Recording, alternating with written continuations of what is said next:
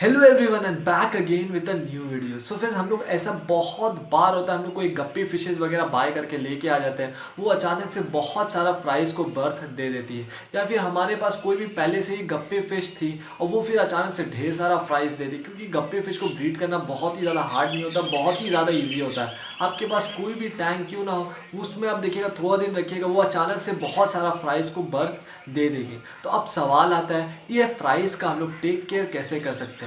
तो आज के वीडियो में हम लोग 6 इंपॉर्टेंट टिप्स के बारे में डिस्कस करने वाले हैं। ये 6 इंपॉर्टेंट टिप्स को आपको सही से फॉलो करना है। बट आज का वीडियो स्टार्ट करने से पहले अगर आप मेरे चैनल पर न्यू है तो प्लीज़ मेरे चैनल को सब्सक्राइब कर लीजिएगा। उसके साथ ही साथ नोटिफिकेशन बेल को ऑन रखिएगा, जिससे कि आपको मेरा आने वाला हर वीडियोस का अपडेट मिलता रहे। तो चलिए अब आज का वीडियो शुरू करते हैं। तो चलिए सबसे पहले बात करते हैं ये सारे फ्राइज़ के बारे में। ये सारा फ्राइज़ जो था, आप जैसे देखते हैं स्टार्टिंग के टाइम में कितना ही ज़्यादा डेलिकेट होता है, कितना ही ज़्यादा छोटा होता है ये लोग। इसलिए ये लोग का टेक केयर वगैरह भी बहुत ही ज़्यादा इंपॉर्टेंट होता है इस टाइम पे। क्योंकि ये लोग आप देख रहे हैं बहुत ही ज़्यादा डेलिकेट है। थोड़ा सा भी अगर कुछ भी अगर ऊपर नीचे होगा तो डेफिनेटली ये सारा फ्राइज़ जो वो एकदम मरना स्टार्ट हो जाएगा। तो सबसे पहले सबसे इंपॉर्टेंट चीज़ के बारे में बात करते हैं, वो होता है टैंक में ढेर सारा हाइडिंग प्लेसेस होना।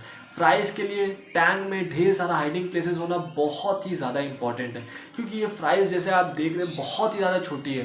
और ये सारा फ्राइज़ जो होता है, इसको मदर फिश या फिर फादर फिश, कोई भी फिश क्यों ना हो, बड़ी फिशेस क्यों ना हो, इसको कोई भी तरीका टेक केयर वगैरह नहीं करता है। ये सारे फ्राइज़ को अपने से ही अपना टेक केयर वगैरह करना पड़ता है, छिपना पड़ता है दूसरी बड़ी फिशेस से, जिससे कि कोई बड़ी फिशेस ये सारी छोटी बेबीज़ को खा ना ले। इसलिए ये लोगों के दिमाग में हमेशा स्टार्टिंग के टाइम में यही रहेगा, हाइडिंग प्लेसेस में जाके छुप के रहना। इसलिए टैंक में आपको सबसे पहले ढेर सारा हाइडिंग प्लेसेस लगा के रखना है। जितना ज़्यादा नीचे में बॉटम में हाइडिंग प्लेसेस रहेगा, आप देखिए वो सारी फ्राइज है, वो सारे हाइडिंग प्लेसेस में एक जगह से दूसरी जगह जाएगी या फिर वो सारे हाइडिंग प्लेसेस में ही रहेगी। इसलिए स्टार्टिंग का कुछ दिन के लिए मैं जितना देखता हूँ, कुछ दिन 5 to 6 डेज में वो देखिएगा वो सारे हाइडिंग प्लेसेस में छिप के रहेगी। इसलिए टैंक में ढेर सारा हाइडिंग प्लेसेस होना भी फ्राइज के लिए बहुत ही ज़्यादा इंपॉर्टेंट है। टैंक में ढेर सारा हाइडिंग प्लेसेस होगा, उससे उस फिश का जो स्ट्रेस है वो कम रहेगा। और अगर उस फिश का स्ट्रेस कम रहेगा तो डेफिनेटली वो फिश जो है उस टैंक में ज़्यादा दिन तक सर्वाइव करेगी। क्योंकि कई बार ऐसा होता है बहुत ज़्यादा स्ट्रेस में होने के फिशेज जो बहुत ज़्यादा स्ट्रेस में होती है, तो इससे भी वो बहुत ज़्यादा तेज़ी से मरना स्टार्ट हो जाती है। स्ट्रेस को कम करने के लिए, फिशेज को ज़्यादा हैप्पी रखने के लिए, इसलिए टैंक में ढेर सारा हाइडिंग प्लेसेस लगाइएगा। सेकेंड नंबर पर आता है गुड हेल्दी फूड वो लोगों को देना। तो वो लोग स्टार्टिंग के टाइम पे आप देखिएगा बहुत ज़्यादा जब छोटी होती है तो उन लोग के पास पहले से ही थोड़ा बहुत फूड होता है उन लोग का बेली में, जो लोग 1 या 2 डेज तक वो सारे फूड्स को ही खाती है। स्टार्टिंग के 1 या 2 दिन में वो लोग देखिएगा फूड्स को लेके बहुत ज़्यादा इंटरेस्ट नहीं दिखाएगी। ये होता है कई कई फिशेज़ के साथ। लेकिन कोई फिशेज़ देखिएगा वो इत्मीनान से फूड वगैरह खाना स्टार्ट कर देंगे। लेकिन जितना मेरा एक्सपीरियंस है, स्टार्टिंग के दिन में फूड्स वगैरह मत दीजिएगा। 1 से 2 दिन वो लोग ऐसे भी रह लेगी, क्योंकि उन लोग के पास इनफ फूड रहता है स्टार्टिंग के टाइम पे 1 से 2 दिन सर्वाइव करने के लिए। 1 से 2 दिन बाद वो लोग देखिएगा बहुत ही ज़्यादा तेज़ी से बड़ी हो जाएगी। जब थोड़ी सी बड़ी हो जाएगी, अब देखिएगा वो पानी में बहुत अच्छे तरीके से स्विम वगैरह करने लगेंगे। अब वो लोग आप क्या कर सकते हैं, थोड़ा बहुत पेलेट्स वगैरह दे सकते हैं। तो आप क्या कर सकते हैं, पेलेट्स जो भी आप बड़ी फिशेस को अपना पेलेट्स वगैरह देते हैं उसको अच्छे से पाउडर कर लीजिए। पाउडर करके अच्छे से टैंक में पूरे चारों तरफ स्प्रिंकल कर दीजिए, जिससे कि सारे फ्राइज को मिले। अगर आप एक ही जगह में दे दीजिएगा तो देखिएगा जो बड़ी अग्रेसिव फिश है वही सारे चीज़ को खा लेगी, छोटी जो डेलिकेट फिशेस है वो सारे नहीं खा पाएगी। इसलिए टैंक में स्प्रिंकल करके देना भी बहुत ही ज़्यादा इंपॉर्टेंट है, जिससे कि सारी फिशेस को अपना इनफ डाइट जो है वो मिले। कई लोग क्या करते हैं, बड़ा पेलेट्स वगैरह दे देते हैं। तो पेलेट्स वगैरह वो लोग खाने में बहुत ज़्यादा प्रॉब्लम आता है, क्योंकि पेलेट स्टार्टिंग के टाइम में थोड़ा हार्ड भी होता है। फिर धीरे धीरे जब वो सोक करके थोड़ा सा सॉफ्ट हो जाता है तो उसके बाद भी आप देखिएगा फिशेस की जो फ्राइज़ है वो बहुत इत्मीनान से ये सारी चीज़ को चेस कर करके खाएगी। तो वैसे भी दे सकते हैं, लेकिन उससे बेटर जो मुझे लगता है, जैसे मैं भी देता हूँ, वो सारे को पाउडर करके चारों तरफ टैंक में स्प्रिंकल करके देता हूँ। क्योंकि इससे फिशेस जो है इत्मीनान से ये सारा पेलेट्स को खा पाती है। आप इसके साथ ही साथ अपने फिशेस के डाइट में और भी बहुत सारा चीज़ रख सकते हैं, जैसे कि ट्यूबिफेक्स वॉर्म्स रख सकते हैं। ये भी बहुत ही ज़्यादा इंपॉर्टेंट होता है फिशेस के फ्राइज़ के लिए, क्योंकि इससे फिशेस का ग्रोथ जो है वो बहुत ही ज़्यादा तेज़ी से होता है। इसलिए थोड़ा बहुत उसको भी पाउडर करके अच्छे से सोक करके टैंक में चारों तरफ स्प्रिंकल कीजिएगा। ये भी एक फ्राइज़ को बहुत ही ज़्यादा हेल्प करता है। इसलिए वीकली 1 या 2 बार ट्यूबिफेक्स वॉर्म्स भी अगर आप देते हैं तो वो एक फ्राइज़ के लिए बहुत ही ज़्यादा हेल्दी साबित होगा। थर्ड नंबर पे आता है डिम लाइट। अगर आप बहुत ज़्यादा ब्राइट लाइट के नीचे में अपने ये सारा एक्वेरियम रखिएगा तो देखिए कि ये सारी फ्राइज पहले से ही बहुत ज़्यादा स्ट्रेस में रहती है, और ब्राइट लाइट के नीचे रहने की वजह से भी उन लोगों का स्ट्रेस जो वो बहुत ही ज़्यादा बढ़ जाता है। इसलिए बहुत ज़्यादा ब्राइट लाइट वगैरह के नीचे में ये सारी फिशेस को मत रखिएगा। या फिर अगर आपका रूम का लाइट ही इनफ है, रूम के लाइट में अपने एक्वेरियम को अगर आप सही साफ सुथरा देख पा रहे हैं तो रूम का लाइट ही रहने दीजिए स्टार्टिंग के टाइम पे, क्योंकि स्टार्टिंग के टाइम में फ्राइज बहुत ही ज़्यादा डरी हुई रहती है। इसलिए रूम का लाइट ही इनफ है, ज़्यादा ब्राइट लाइट वगैरह मत लगाइएगा। ब्राइट लाइट के वजह से भी वो देखिएगा सरफेस के टॉप में आने से बहुत ज़्यादा डरेगी, पेलेट्स वगैरह नहीं खाएगी, सिर्फ और सिर्फ अपने हाइडिंग प्लेसेस में छिप के रहेगी। इसलिए बहुत ज़्यादा ब्राइट लाइट फ्राइज के लिए मत लगाइएगा। फोर्थ नंबर पर आता है रेगुलर वाटर चेंज। ये बहुत ही ज़्यादा इंपॉर्टेंट है। फ्राइज़ के टैंक का रेगुलर वाटर चेंज करना बहुत ही ज़्यादा इंपॉर्टेंट है, क्योंकि बहुत सारा फूड पैलेट्स ऐसा हम लोग जो पाउडर करके देते हैं तो बहुत सारा पैलेट तो फिशेस फ्राइज़ सब खा लेते हैं, लेकिन कुछ पैलेट्स ऐसा भी होता है जो फ्राइज़ नहीं खा पाती। वो धीरे धीरे करके बॉटल में सिंक कर जाता है, वो वहाँ पर एल्गीज वगैरह लगने लगता है या फिर पानी का क्वालिटी को बहुत ज़्यादा ख़राब करने लगता है। इसलिए रेगुलर बेसिस में पानी चेंज करना भी फ्राइज़ के लिए बहुत ही ज़्यादा इंपॉर्टेंट है।